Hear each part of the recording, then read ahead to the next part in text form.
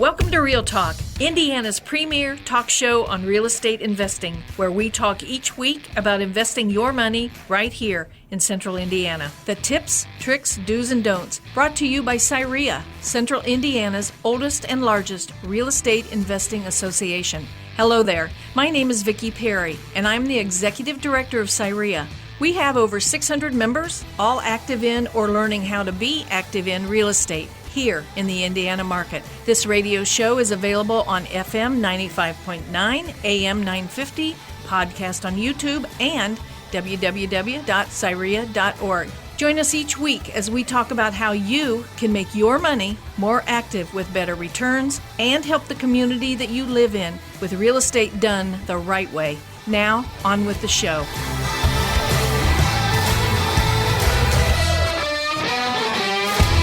Hello, my name is Ron Watson, and I'm the board president for CIREIA, Central Indiana Real Estate Investors Association. Welcome to CIREIA's weekly show where we talk about investing in real estate the right way. We're here to help you understand the opportunities available to you in real estate investing, whether you're just getting started or a seasoned investor. If you've missed previous episodes, you can listen to them on the CIREIA channel on YouTube or tune into it on our website, www.cireia.org. on the calendar of events. Joining us again today is one of the most successful wholesale investor and coaches in Central Indiana, Brett Snodgrass with Simple Wholesaling. Welcome, Brett. Glad to be here, Ron. Also joining us is Sterling Davis, owner of Athosity Property Management and vice president of CIREIA. Welcome, Sterling. Thank you. Thank you for having me. We're very happy to have you here today, Sterling, and we're really kind of talking about today how people got started in real estate investing, and we wanted to get kind of your story, how you got involved, and what got you going. Yeah. Thanks for having me. I love being on the show, and I love talking, so this is a perfect match. Beautiful. Yeah, so how did I get started in real estate investing? I am a second-generation real estate broker. Both of my parents are real estate brokers, so I kind of saw it with my mom. She was the one that's really into like finding foreclosures, and she would like go in the dirtiest of houses and she was like, "Oh, come on, let's go as a family." Like that was what we did on fun days after church on Sundays. It's like, "Let's go." I'm like, don't touch the walls, and so that was my first experience with just real estate investing. Like, I mean, we would go in these foreclosures and things, and she would take us around, and she would just see the joy in her face to find like the perfect, great foreclosed house that she could sell, right? So that kind of introduced me to it. As a kid, I never wanted to follow in my parents' footsteps, just like any natural kid. So it got to a point where my parents was like, "No, you need to go get your license. You need to do this." I'm like, "No, I'm not." They're like, "Well, get a job." I'm like, "No, I'm not." They're like, "We're cutting you off." I'm like, "I'm getting a job."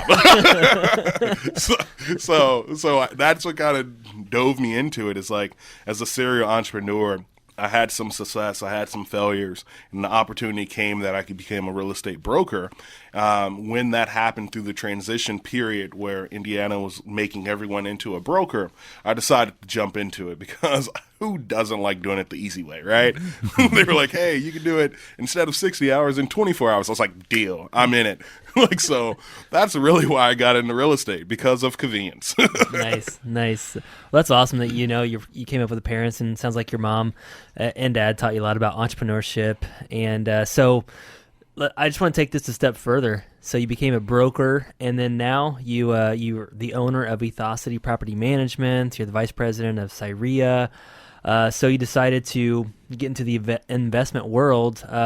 Take us into that. Why did you choose that? Why didn't you just do retail brokerage? Yeah. So I was always an entrepreneur. I've had several businesses, but every business that I learned early on, I wanted to be a niche. I started in ties, and that was a very niche. Instead of being into the men's fashion world, I was like, "No, I'm going to be ties." And that didn't work. What was the tie business, by the way? So it was a horrible idea where it was a pre-knotted tie, and then it had a magnet at the bottom that you can change out the bottom of it. And, everybody's listening right now. It's like, "Oh, yeah, I would definitely wear that," said no one, right? You guys hate tying your ties? Yep, that would have been it. We dove into these different segments, but it's always about niche, right? We used to have a company that did bus wraps. So we used to put all the bus graphics on the buses, and we were really successful, me and a partner. But we didn't do cars. We didn't do anything. We did buses. We didn't do anything other than bus wraps, and we were very successful in it. And so when I got out of that, I needed something else to do. I wanted to get in real estate, but I didn't want to be like everyone else. I wanted to stand out. I wanted to be something very specific inside of it. And I met a guy by the name, and many people in Indianapolis might know, Sean Holzapple. So I created this maintenance company, which we did crappy work, and we were very terrible, and we just subbed out everyone, right? People were like, why are you working with it? Well, you have to learn sometimes to get in the game. So I met Sean, and he was really a great investor. At the time, I think Sean was doing anywhere from 15 to 20 houses per month, flipping them. And he was like, hey, I give your company a shot. I was like, all right, perfect. So we started doing his maintenance, and little by little, I just started talking with him and seeing how this can be something greater. He was like, well, how about you lease out a property? Would you be willing to do that?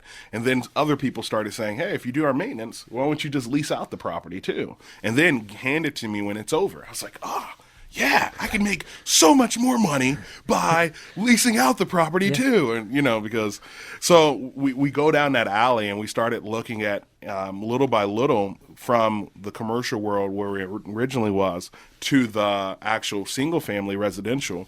A couple years in, we realized that we were no longer a maintenance company, but we were something different. And I didn't know what we could be called. I didn't know what we could do. So we went to a branding company, and I paid a lot of money, and they gave me the name Ethosty. No, but we really honed in on the idea of who we were, what did we want to see out of it.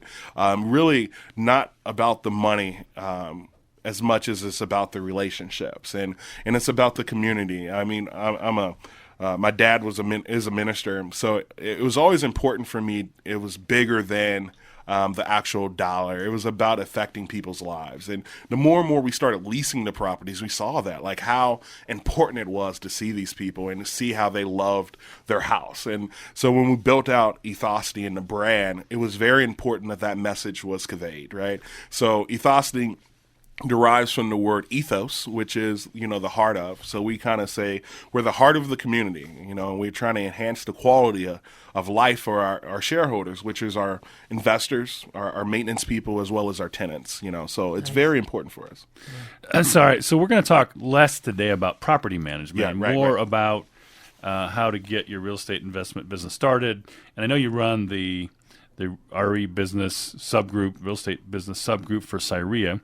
So I'm just kind of curious, what are some of the top questions that you get at the subgroup meetings? Yeah. So we have a great group of people that come the second Monday at La Peep Intech off 71st and Intech Boulevard there, that comes in and they have some of the basic questions, right?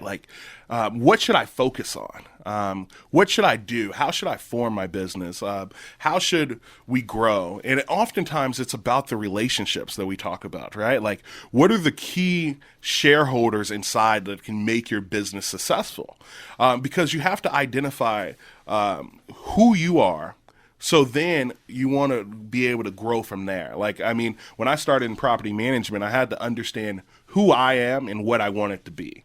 And then from there, I can build out and figure out what I needed. I needed a lawyer. Okay, check. I needed an accountant. Check. I needed so it's important that I always teach people is understanding who you are and what do you want to stand for and what niche do you want to build. I'm really into niches and Gary Keller.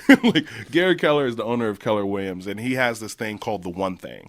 I feel like you have to be focused on that one thing to be able to grow your business. Yeah, definitely. It's really helped me. I know that I used to be just all over the place in business, flipping houses and rentals and then wholesaling. And when I read Gary Keller's book, The One Thing, I said, I'm just going to dive into wholesaling. And that's kind of what we do today. But some of these basic questions people that kind of come up with, you mentioned a couple about, having a good attorney, having a good accountant.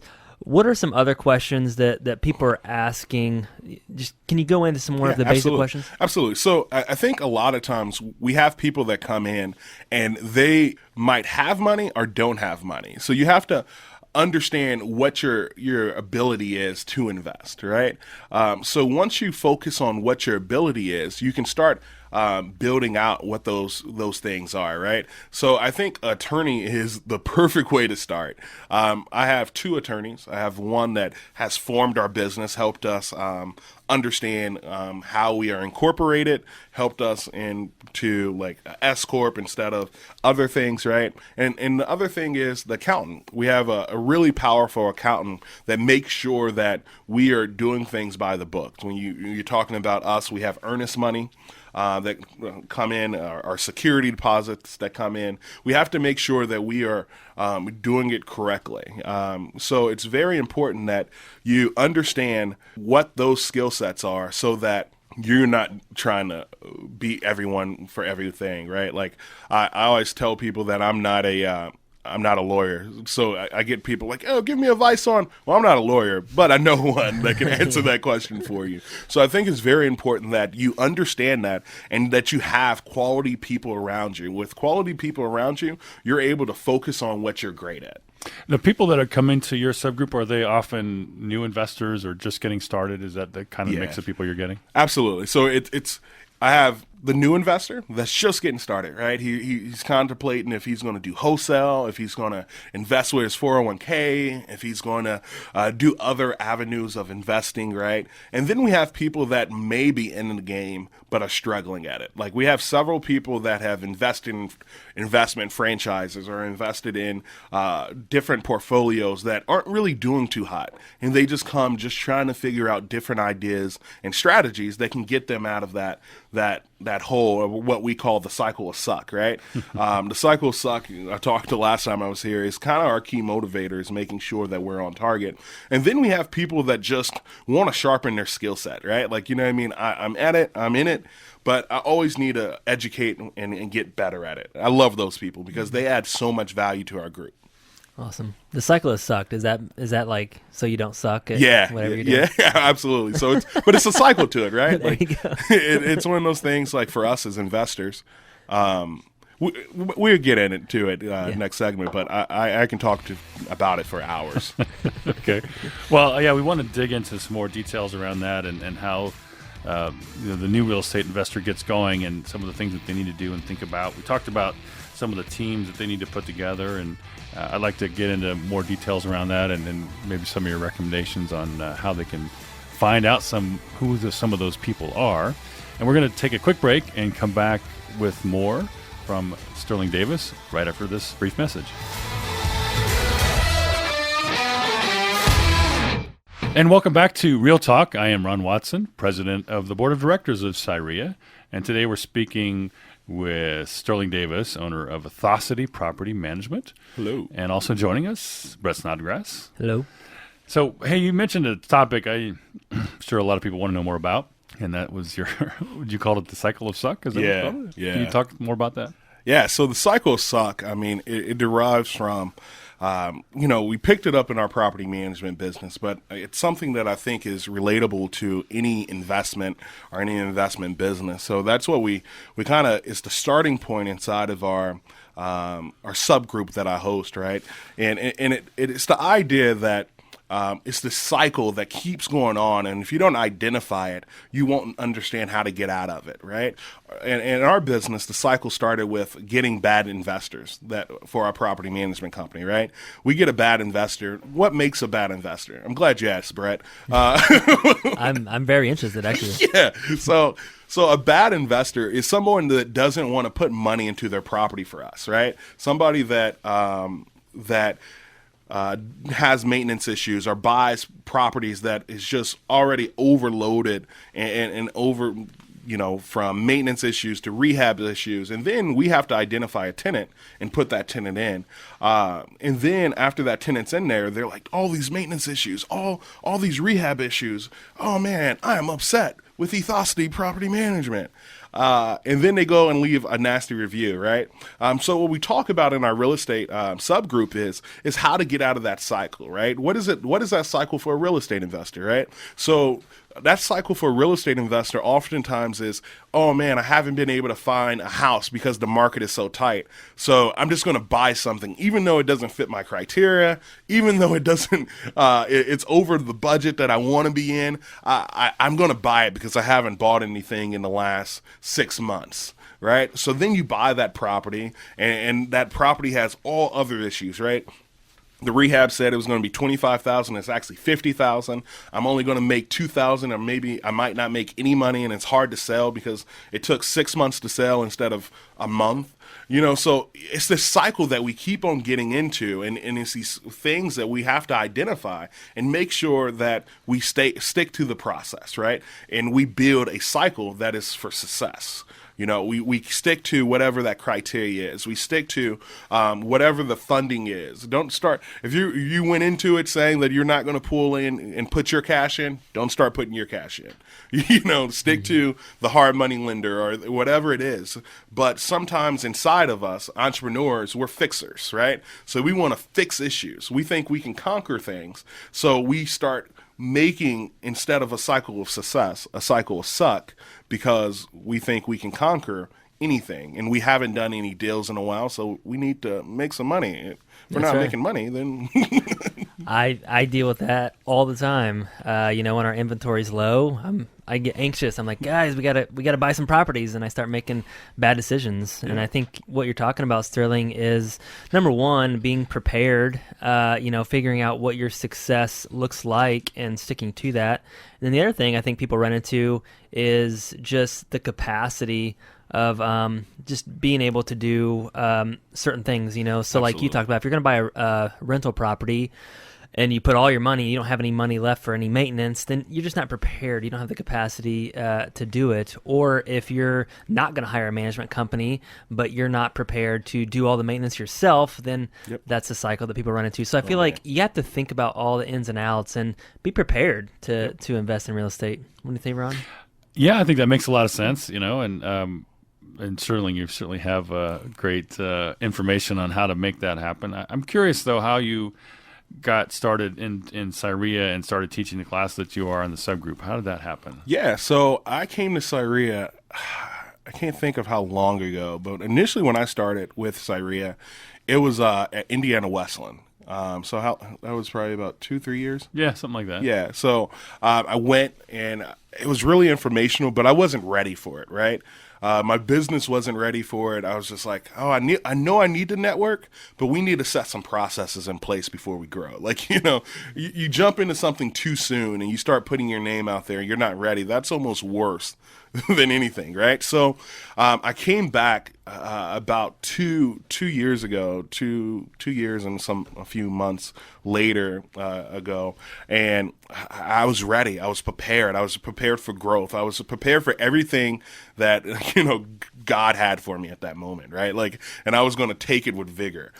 So when I came in, I sat down with the executive director, Vicki Perry, and she asked me, she was like, "What do you want to do?" I was like, best ability is availability. I want to be available. I want to be able to help people go through things that I've seen, right? So I don't want to sit on the sideline and just be there. I want to be present. And it was very important to me that I was present. Did you say president? Is that? Yeah, that was the initial thing, president. Yeah. I was like, vice president. What? No. What? No. You said president, right? No. So it was very important to me as we dove into this as a company that we were intentional in our growth. So we took advantage of a lot of the subgroups. We went to Brett's simple wholesaling subgroup, which was phenomenal, right? We went to Dave Short's dinners and deals. So we were very involved early on when we came in, just getting a lot of the information, as well as just if anyone wanted to listen to us to help people through landlording and things. Awesome. And so you are the vice president of CIREIA now, and you've been in CIREIA for 2 to 3 years. What have you seen? How has it helped you with the networking? And where do you see it going from here? Yeah. No, I always knew, like, you got to know your strengths, right? Like, so I was really good at network, do stand-up comedy, so networking was kind of my niche, and I can do that really well. So I kind of took advantage of that, where I see as the vice president of CIREIA, I just love talking to people. I love getting to know our membership.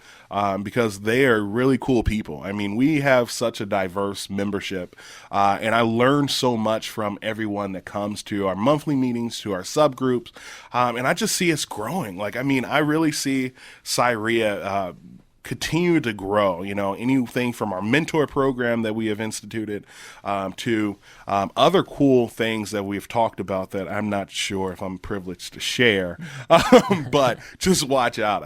Because the growth has been substantial since I've taken place. I think last time I checked, our membership is over 700 members at this point, and growing because of the things that CIREIA is offering the community, I think. What are you seeing with those new people that are coming in? Are they educated at all with real estate investing, or are they just completely a blank slate, or are you seeing a mix from the new folks that are coming in? Yeah. I think it is a combination of both, but I do think we have a big group of people that are new to it, right?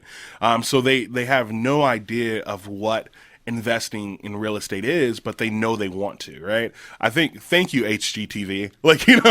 Thank you so much for making people think that they can, off of a artist salary and flipping burgers, that that can be me. So we get so many people that come in that want to have that dream that they have seen, right? And it's been cool because I think, the cool part is, I don't know if I believed this when I first started, but it is real to me now. Being able to see, go from a struggling entrepreneur, somebody that my wife is like, hey, you need to get what's called a real job, where they pay you between 9 and 5.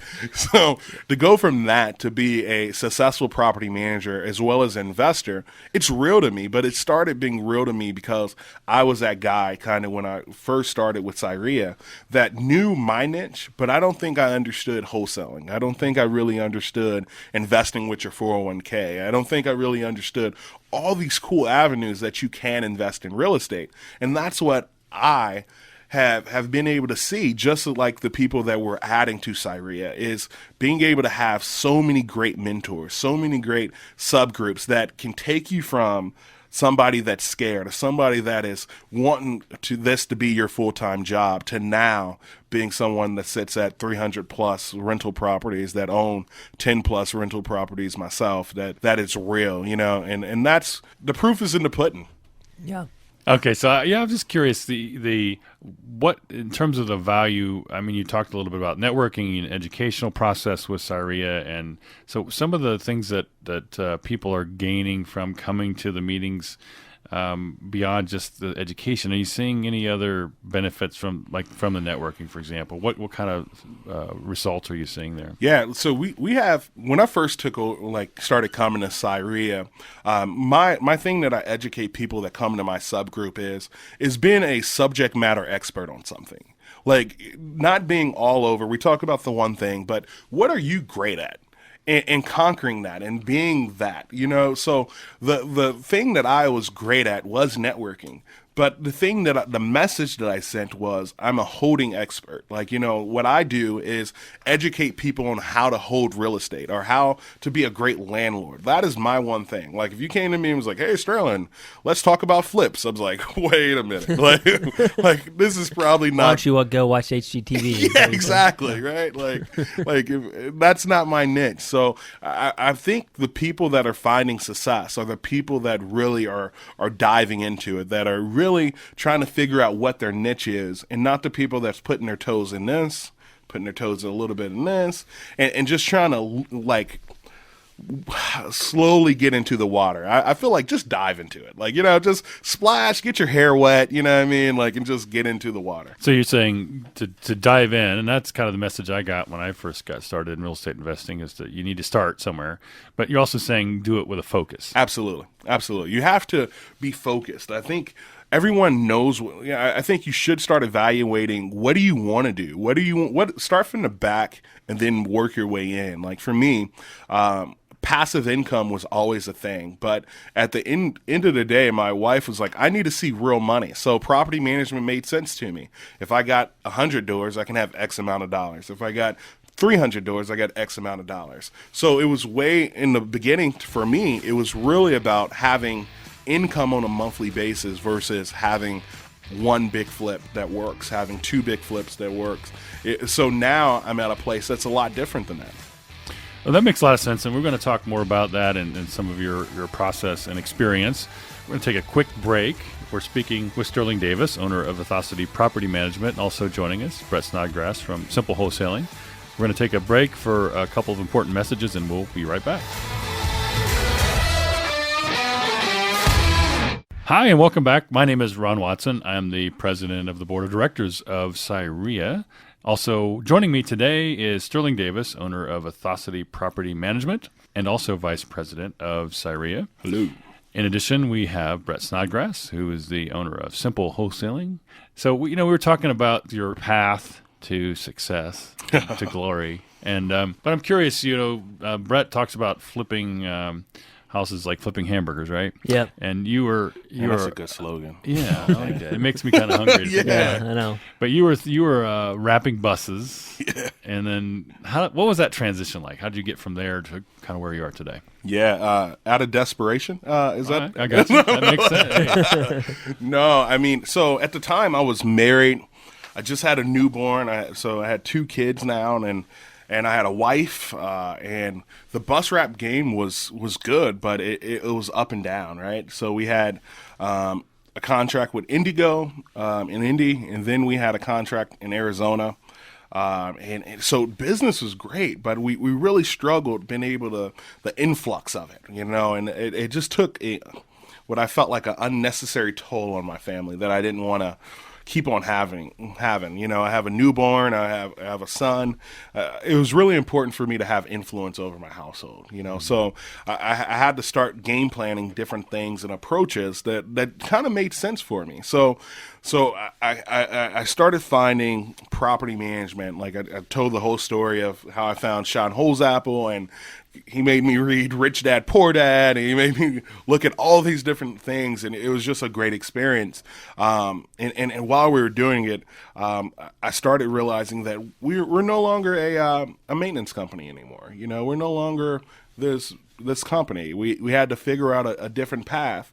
And the one thing that really intrigued me was my wife was really at a point where she was just tired, right? Like, she was just really tired of the inconsistency of revenue, right? Like, it would be months where we can pay all our bills up for 6 months and we were doing great.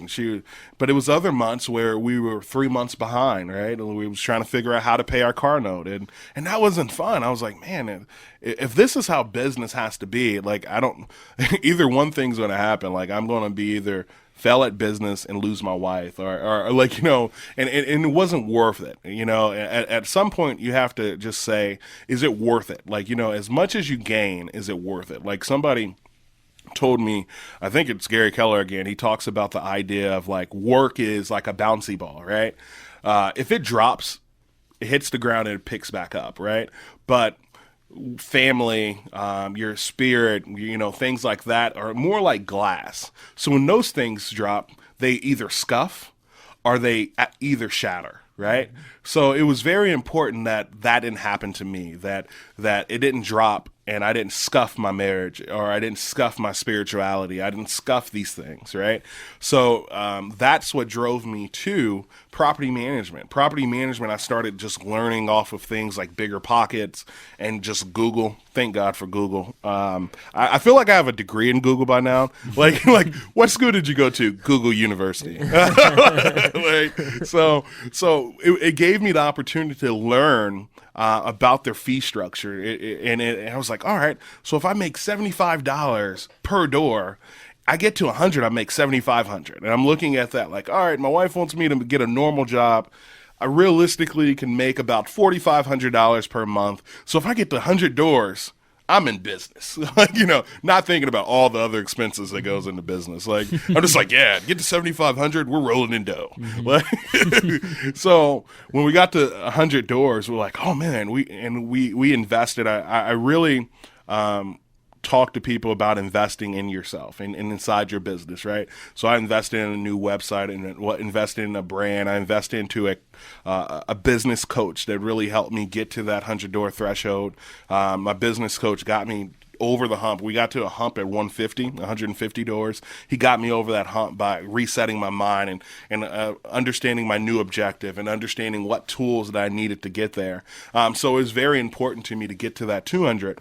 And at that point, marriage was good, right? Like she was like, oh yeah, I can do this entrepreneur thing. So at 200 doors, she was like, I want to be an employee. So she came on board at 200 doors. And that was, as big as anything, my why, right? Like, I do it for my family. I do it for my children. For her to trust me enough to work for me was amazing. So let's talk a little bit about property management then, and how that process works. And, can anybody just open up a shingle, throw out a shingle and say, okay, I want to do this. Do you need some kind of licenses or education, real estate license, whatever? What's required to make this happen? Yeah. So property management is devised up of two entities, right? So you have a property management business, but then you have a leasing business. So your leasing business is something that you do have to have a real estate license for, right? You have to be educated. It's kind of like a real estate transaction is what I tell people. And then the property management business, so any Joe Sloan can do it. No, it's no. But I think it's very important that you educate yourself inside of it, right? I'm a member of NARPM, which is National Residential Property Management Association. So I'm really big about educating yourself on it because of things like fair housing and different laws that come through. Like people are very more familiar of the regulation on a real estate broker, but they're not as familiar as a landlord and things like that. So it's very similar. NARPM is the MIBOR, I would say, of real estate, vice versa, the property management. So I think it's important that you're always doing your continuing education through, your real estate brokerage as well as in the property management segment. That's awesome. Yeah. I want to really talk about the different laws and different changes. So I know as a real estate broker and in real estate in general, you always have to stay on top with some of the fair housing, laws, and they're always coming out with different things. I think Marion County several years ago came out with, you had to register your rental properties with the county, just things like that. So do you recommend any resources or trainings that people can kind of stay up to if they're interested in this business? That's a great thing, Brett, what you're talking about. These laws do change. I mean, and one of the things is that's why you need an expert in it. At the end of the day, we talk about your one thing. It's important that you understand what that one thing is, right? Like if you're a real estate investor, that does not mean that your one thing is property management, like our landlording. Like you're a real estate investor, your one thing should be negotiating or like looking for avenues for new revenue streams and things like that. So I think it's an important piece of that. So I think what we do is we have different things that we have identified for our investors to educate themselves. One being CIREIA, right? Like CIREIA is an excellent way to keep up on what's going on. I think they have a great legislation committee that looks after those things. Also, the city, whatever county you're in, they have landlording classes. I think it's once every 6 months or something like that. Look that up because that is the city wants good landlords. Ethosny wants good landlords. It helps our community, right? It helps us to be better. Bigger pockets. Man, I keep on plugging them. They need to start paying me for this. Great way of learning about property management and landlording and things like that. So I think it's imperative that you seek for education. Don't be in the game for the dollar. Be in it for how you can improve the community of it. Leave your mark on the community. Improve the community once you die. I think legacy is so important. So let me ask you, if you were a landlord out there and you have some properties, what can you tell those folks, why they might need a property manager, and how can you help them? Yeah, absolutely. Really, it comes down to being able to get out of that cycle, right? Like, a lot of the people that come see Ethosny Property Management is people that are in the cycle of suck. You know what I mean? Like, they did the education, but they didn't realize their one thing is investing. Their one thing, is taking them away to be a landlord. Landlord takes time. It takes energy. It takes emotion. It takes your spirit away sometimes, right? Like, it's really taxing on you. So I think it's important to focus on that so that you can focus on the other things. As a property manager, our job is to make your life easier. Like we always say, our job is to improve the quality of your life. If we can improve the quality of your life, then our job is successful. How do we do that? Those 24-hour maintenance calls, when I first started, they used to go directly to my cell phone. Every night my wife was like, why are you taking these calls? I'm like, well, it's a maintenance issue. Can they wait till the morning? I was like, no, they cannot wait.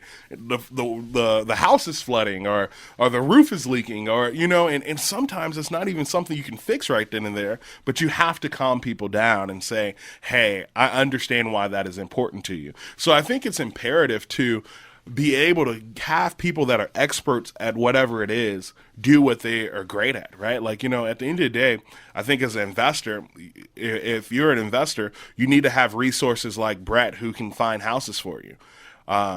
Instead of you trying to find a house, and I think that's the same thing for us. It's like, if you're an investor and you want to hold in real estate, why for a small fee pay us, right? Because we're the experts in it. And the difference is we're spending our 10,000 hours. I don't know if anybody's ever read that book. He's like, the 10,000 hours of being an expert, right? Mm-hmm. We're spending our 10,000 hours how to improve property management and landlording. Love that advice, Sterling. And I think it really just goes back to, what do you want your life to look like? And if you want to get to 24-hour maintenance calls, and that's something that you like to save some money, and you're into that, then that's fine. Maybe manage your own properties. But if you're not looking at that, or you don't have the capacity, sometimes if you get to a certain point, maybe you can manage 10 properties, but now you're at 20 right. or 25, and now it's time to go with property management. And some people look at the expense, like they look at your costs, but I look at, okay, if you guys can at least help me keep that property rented, just right. maybe one more month in a year, it's going to make all that come back to me, right? Oh, absolutely. All the expenses. So yeah, normally it's less, than our fee. If you go a whole month without rent. Yeah, definitely. So I think it's just key on building a team. I know we talked about that a little bit, yeah. And property management is key if you're looking at landlording business. So do you have a recommendation if I have, does it make sense if I have only 3 properties, or do I need to have 10, or what does it matter? Well, I think everybody's why in life is different, right? So I think it is somewhere around that 3 property. I think if you have 1, you can realistically probably manage it yourself. But sometimes that's not possible, because that 1 property is because you got to move because you're in the military, or that 1 property means that you're in Texas and your house is in Indiana. So it's just not a possibility for some people. Right. That makes sense. So what about apartments? Do you just deal with single family homes or duplexes, or do you also deal with apartment buildings? Yeah, so we do small apartment buildings. Like we say less than 50 because it's a similar management skill set than as well as the residential single family homes. Over 50, I feel like that's a different ball game. You're looking at finding somebody that's going to be on site. You're going to find people that are just a different structure than what we focus on. But yeah, apartments are really great Right now I think it's a market where if you can find a value add apartment that gives you the ability to get in there and have some opportunities to improve the rents, improve the maintenance, improve the rehab, is a great time to get in there if you can. So we have about a minute in this segment left, and you've talked about some of this already, but I'm just curious, what should property owners expect you to do? You take those 12 a.m. phone calls you mentioned, then do maintenance and so forth, and maybe help them rent the property. What other kinds of things are you involved with? Yeah, so we always say that we're not a one-size-fit-all property management company. So we build packages and a management plan that fits the specific owners, right? We realize that some want to be as hands-on as possible. So we don't go against that. We're like, all right, you can handle this, and we would just do the leasing for you, or we just do the management for you. So every owner, which you can find on our website, a couple of our packages, and we're very transparent on our structure and our fees at athositpm.com. Just check it out, because then from there we can build your management plan, which is very important. Okay, well, that makes a lot of sense. And we're going to talk some more about what Sterling does and how he can help in terms of managing your properties in just a minute. So that's Sterling Davis, owner of Athosity Property Management. We're going to take a quick break, and we will be back with the Hot Seat segment right after this message. And welcome back to our final segment of Real Talk. My name is Ron Watson, president of CIREIA. Joining us today is Sterling Davis, owner of Athosity Property Management, and Brett Snodgrass, owner of Simple Wholesaling. So this is the final segment of the show. We like to call it the Hot Seat segment. I know you've been around and seen some of these, so I think you're probably well prepared, and we haven't been able to make anybody cry in a while, have we, Brett? So I'm nervous. I know. Well, I'm going to go ahead and hit you hard with this one right out of the gate. So you and your wife work together. How is that working out for you? And what do you have any kind of ground rules or challenges as a result of that? She knows her role. Not display. Oh, is she listening? Oh God, phones cut just that. started Cut that. going Cut wild. That. Not even live. Bring me some coffee. Right. Know your role. No. Honestly, I joke about it. It is true though. Like everyone in our business knows their role. Like, I mean, when we first started and we got to 200 doors, I was doing it out in my living room. So it was very important that I treated it like a real business. Like, even though we're in our living room, this is your job description. This is what I expect from you to do X, Y, and Z. And we did our disc profile, and part of her disc profile, it was like, don't mess with her while she's doing the job though. So it's twofold. Like I can't cut in and butt in and talk to her while we're doing it. So you have to know your role too. Absolutely. I have to know my role. And your boundaries and all those things. Yep. I love you, baby. I think it's a little too late for That's that. it. It's done in public. But. Ron talked about separation, and I don't know. I know that people that work together sometimes have a difficult time separating their personal life and their business. Have you guys set boundaries with that? Like a dinner table, are you still talking about the tenant that, I don't know. You gotta have, man, you gotta have boundaries. I mean, I think it's very important. It was very hard for me initially, right? Like it's to cut it off. Like when was it time? And that's why once we got enough money, we got an office and we was able to say, like, for any house that we ever build or anything that we do, we'll never have a home office again. Like, because it was good for while it lasted. It allows us not to have have to rent an office and things. It even got so bad, like our second employee after her was still in our living room. Like, it was like weird. Like, hey, don't mind my kids in their pajamas. Like, but you need to get to work.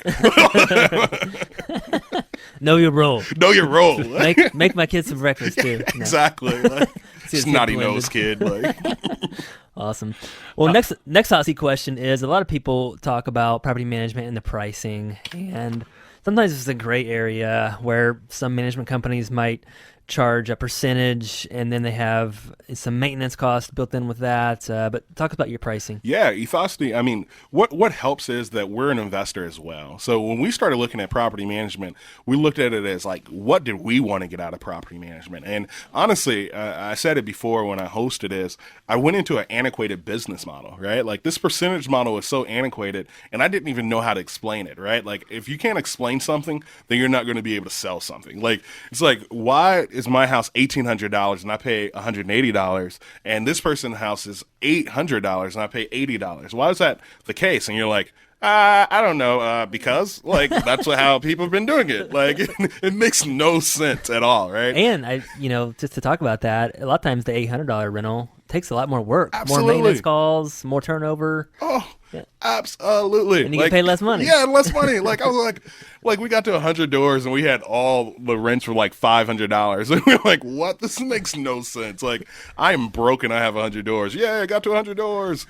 Like so, for us, it was very important to start making packages that made sense, because a lot of times these antiquated models, people were like, hey, there go a rental. Why is it a rental? Because the property manager didn't budget enough money, and he's like, dude, I only make $50 off your house, so I'm not going to do as much, versus all my other houses are $1,800, so I make $180.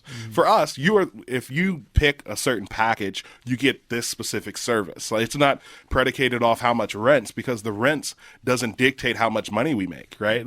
So it's important. If you want lawn care, cutting and things, we have a fee that can do that. We have a package that can do that. We have a detailed inspection program that if people want a detailed inspection that's more in depth than the one that's in that package, we can go deeper inside of there. So it just works, and it just makes sense, and it's just simpler, right? Like, No, it does make sense. First time I ever heard that too. Yeah. That's awesome.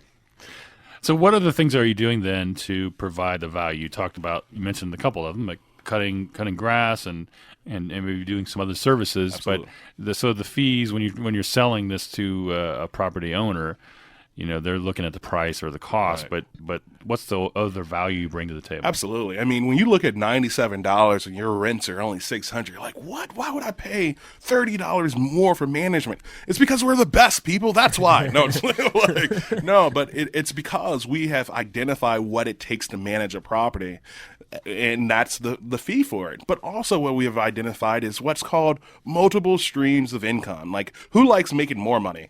Like, we all do, right? So that's what we have done. We have identified, not only are you going to pay a little bit more money maybe if you have a lesser property, but you're going to make more money because we try to rent out like the washer and dryer or the stove or things like that. So we try to identify those other streams of income so that it's a benefit for you, right? So, and that's what's helped our investors. And we don't really do too much advertisement. I think what we get is a lot of our investors refer other people because they're so excited to see, hey, what is that extra pet rent for? It's like, well, they had two dogs. And they're like, what? You charge them for it? I'm like, yes. And it's not even about being like, we're out here just charging people for it. It's because that actually needs to be a service that is provided. And you can't find that inside of a percentage. You can find that inside of allocating your time and your energy to specific tasks. No, that's good. I was actually listening to, I think it was Brad Grayson, who's teaching Yep. Our land learning class. And a lot of times property management companies, they don't like pets. And why? Because, the dogs might mess them up. And he was like, I love pets. That's just more money. So they Right. make like 20 grand more a year because of pets. Absolutely. Absolutely. And just think, we're not taking that from you. You know what I mean? Like we're not just trying to raise money to raise money. It's all about the service for us. So if you charge, so you're actually increasing the monthly income for your owners, and you're not taking more of that money. You just, depending upon the deal you put together. But And I think every home is different, right? Like I think at $600 in Indianapolis, it's a certain clientele, right? It's the same clientele that goes to Rental Center, right? Mm-hmm. And they want to understand that they get a value. And what's the value? That you don't have to have this. But if you were to have this, this is what we can do on a monthly basis. That it makes it so that you don't have to put up $300 to get a stove. But if you wanted a stove, you can do it for $30 a month, right? Yeah. No, that's a great idea because they're going to go to Rent a Center anyway, so it's a plus for them. Absolutely. Last hot seat question. Let's ask about license. You got a broker's license. Do you think it's important to have a broker's license? Do you work with investors that have licenses? Yeah. Talk to us about that. Yeah, so I think it's really important to make sure you have your license or you're educated inside of the industry, right? And as much as we complain about regulation, right? Like every industry has regulation of some sort. We are prepared for that wave. Ethosity is prepared through getting our license, through being through CIREIA that have PHP credits, and we do all that stuff because we understand that regulation is always going to come. But we have to be able to differentiate ourselves from the competition, right? Like, and not even the competition, but through the bad landlords and the good landlords, right? How do we know that you're different? Well, the one way is through affiliations, right? That I am with my board and been through my board for X amount of years. I am part of NARPRM. I have done this education. Does all the people that go through those things, can you still get a bad landlord? Sure you can. And you can see that on Google, right? Like, you go to our Google page and you'll see what people actually think of us. But I think it's important that you do have a license so that when it does come time to see why you're the greatest, people know. Well, and it also helps with the professionalism and the which is something we emphasize a lot at CIREIA too, to do business the right way and have the educated people out there. And I think it represents the industry very well when people are doing that and taking the time to do that. We always like to end the program with a tip of the week from our guests. So I'd like to get a tip of the week from you, if you don't mind. Yeah. So my tip of the week, we've talked about Gary Keller a lot. And one of his quotes, it sticks with me when you start talking about like my experience in business. It says, even if you're sure you can win, be careful that you can live with what you lost. You understand? So, and this quote is what carried on when I started going through what I was going through with my marriage and things like that. I was like, we had to have a conversation. I had to understand, what am I willing to lose to win? Am I willing to live with that? And one of them that I wasn't was losing my marriage and my spirituality. Yeah, that's excellent information. Good tip. And how about, do you want to provide some contact information for the listeners? Yes, listeners. Thank you so much for listening. But you can find me at ethositypm.com. That is ETHOSITYPM, as in property management.com. And I look forward to hearing from you. Thank you very much, Sterling. Hey, Brett, before we go, how about giving the listeners your contact information too? Yeah, definitely. So like Sterling talked about, is just trying to be the best property management company that they can be. One of our goals and our missions at our company, Simple Wholesaling, is not to be the biggest, but to try to be the best, where we're a concierge for our clients and our sellers. So if you're interested in selling us a home, we pay cash, buy it as is, and close in a week, typically. Or if you're interested in buying your first investment property or multiple investment properties, you can go to our website at simplewholesaling.com, and all of our contact information is on there. Thank you very much. This week at CIREIA, we have our monthly main meeting on Thursday, July 12th. It's normally on the first Thursday of the month, but this month we have a new date due to the holiday. And on Saturday the 14th, we have a full day of investing terms, analyzing tools, and strategies for getting into commercial investing.